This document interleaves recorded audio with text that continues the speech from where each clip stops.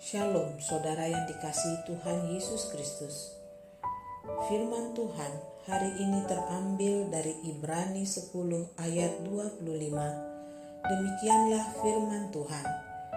Janganlah kita menjauhkan diri dari pertemuan-pertemuan ibadah kita seperti dibiasakan oleh beberapa orang, tetapi marilah kita saling menasihati dan semakin giat melakukannya menjelang hari Tuhan yang mendekat.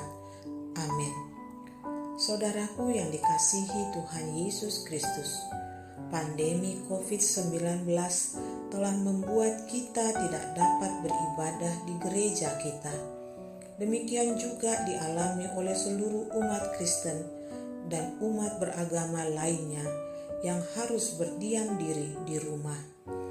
Namun bagi kita orang percaya, hal ini tidak menjadi penghambat untuk tetap melaksanakan ibadah. Karena bagi kita, pertemuan ibadah itu bukan hanya pertemuan dengan sesama anggota gereja, tetapi terutama hakikat ibadah itu adalah persekutuan dengan Tuhan. Dalam Yohanes 4 ayat 21-24 mengatakan, kata Yesus kepadanya, percayalah kepadaku hai perempuan, saatnya akan tiba bahwa kamu akan menyembah Bapa bukan di gunung ini dan bukan juga di Yerusalem. Kamu menyembah apa yang tidak kamu kenal, kami menyembah apa yang kami kenal, sebab keselamatan datang dari bangsa Yahudi. Tetapi saatnya akan datang dan sudah tiba sekarang bahwa penyembah-penyembah benar akan menyembah Bapa dalam roh dan kebenaran, sebab Bapa menghendaki penyembah-penyembah demikian. Allah itu roh, dan barang siapa menyembah Dia harus menyembahnya dalam roh dan kebenaran. Saudara, kepada perempuan Samaria, Tuhan Yesus menyatakan bahwa ibadah kepada Tuhan tidak lagi dilakukan di gunung, yaitu tempat orang Samaria beribadah, ataupun di Yerusalem, tempat orang Yahudi beribadah. Sebab saatnya sudah tiba bahwa setiap umat Tuhan harus beribadah, yaitu menyembah Bapa dalam roh dan kebenaran. Roh dan kebenaran menunjukkan bahwa ibadah itu adalah pemenuhan kebutuhan rohani kita yang merindukan untuk selalu bersekutu dengan Tuhan. Dan Roh Kudus yang tercurah bagi umat yang percaya kepada Tuhan Yesus, Dia yang memampukan umat Tuhan untuk menyembah Bapa dalam roh dan kebenaran. Saudara yang dikasihi oleh Tuhan Yesus Kristus, pertemuan ibadah itu sesungguhnya memberikan kepuasan bagi roh dan jiwa kita, bukan bagi jasmani kita. Tetapi setiap orang yang dipuaskan secara rohani pasti akan merasakan manfaat secara jasmani pula. Dalam Yohanes 4 ayat 13-14 mengatakan, jawab Yesus kepadanya, barang siapa minum air ini, ia akan haus lagi. Tetapi barang siapa minum air yang akan kuberikan kepadanya, ia tidak akan haus untuk selama-lamanya. Sebaliknya, air yang akan kuberikan kepadanya akan menjadi mata air di dalam dirinya yang terus-menerus memancar sampai kepada hidup yang kekal. Pertemuan ibadah itu seperti minum air yang diberikan oleh Tuhan Yesus, yaitu air yang tidak akan membuat haus lagi, dan bahkan air itu akan menjadi mata air yang terus-menerus memancar dalam dirinya sampai kepada hidup kekal. Air hidup itu adalah Yesus Kristus sendiri yang akan membimbing dan menuntun kita sampai kita menerima kepenuhan Roh Kudus dan kepenuhan Roh Kudus ini adalah tanda bahwa kita telah siap untuk menjadi saksi Kristus yang benar.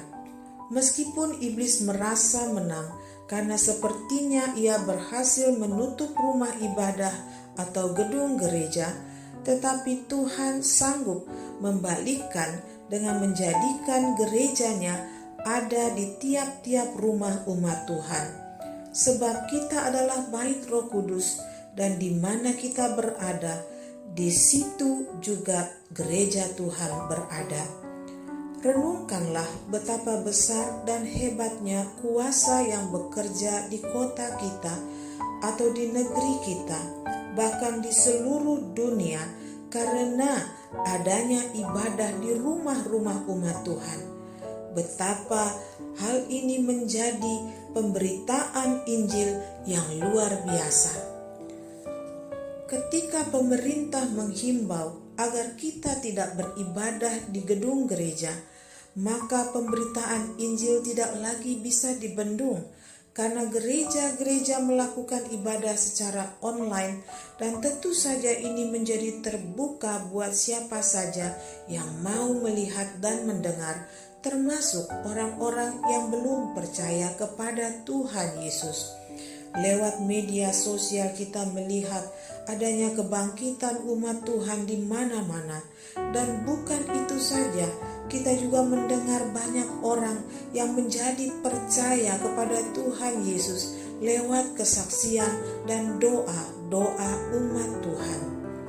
Mari ambil bagian dalam gerakan Allah yang sedang melanda seluruh bumi.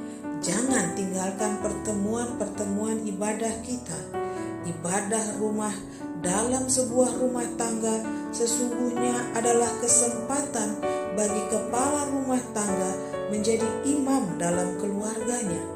Ibadah-ibadah yang dilakukan dalam kelompok kecil merupakan kesempatan yang sangat baik untuk melatih anak-anak Tuhan dalam melayani. Pertemuan ibadah juga berguna bukan hanya untuk hidup yang akan datang, tetapi juga untuk hidup masa sekarang, seperti yang dikatakan dalam 1 Timotius 4 ayat 8. Latihan badani terbatas gunanya, tetapi ibadah itu berguna dalam segala hal karena mengandung janji, baik untuk hidup ini maupun untuk hidup yang akan datang. Oleh sebab itu, saudara, tidak ada alasan bagi kita menjadi terhalang untuk beribadah. Sesibuk dan seletih apapun keadaan kita, ibadah akan memberi kesegaran dalam roh dan jiwa kita, dan itu akan menyegarkan tubuh jasmani kita juga. Tetapi mereka yang menjauh dari pertemuan ibadah sesungguhnya terhalang oleh dosa dan kedagingan serta keinginan duniawi yang masih mengikat. Seperti dituliskan dalam Titus 2 ayat 12, Ia mendidik kita supaya kita meninggalkan kefasikan dan keinginan-keinginan dunia, dan supaya kita hidup bijaksana, adil, dan beribadah di dalam dunia sekarang ini. Mereka yang tidak mau dididik untuk meninggalkan kefasikan dan keinginan dunia akan merasa ibadah itu sangatlah berat. Ketekunan kita dalam beribadah, seperti yang telah dikatakan tadi, adalah bahwa Tuhan menuntun dan membimbing kita untuk menerima kepenuhan Roh Kudus yang menjadikan kita siap untuk menjadi saksi Kristus yang benar. Saudara yang dikasihi oleh Tuhan, janganlah menjauhkan diri dari pertemuan ibadah. Kata jangan menjauhkan diri dari pertemuan ibadah itu juga merupakan ajakan dari Tuhan agar kita mau dididik untuk meninggalkan kefasikan dan keinginan duniawi.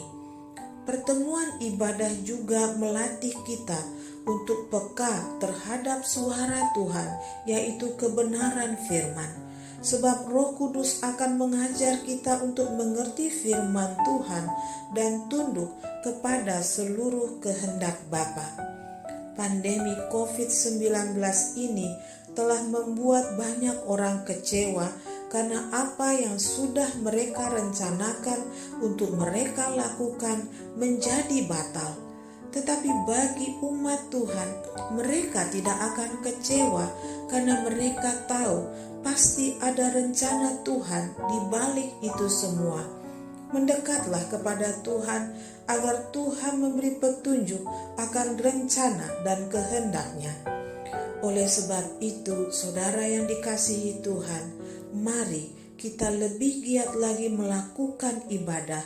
Bukan hanya pertemuan ibadah yang telah kita sepakati untuk kita lakukan bersama di tempat kita masing-masing, tetapi juga kita perbanyak ibadah pribadi kita dengan membaca Alkitab lebih banyak, berdoa lebih banyak, selagi kita masih dibatasi untuk lebih banyak berdiam diri.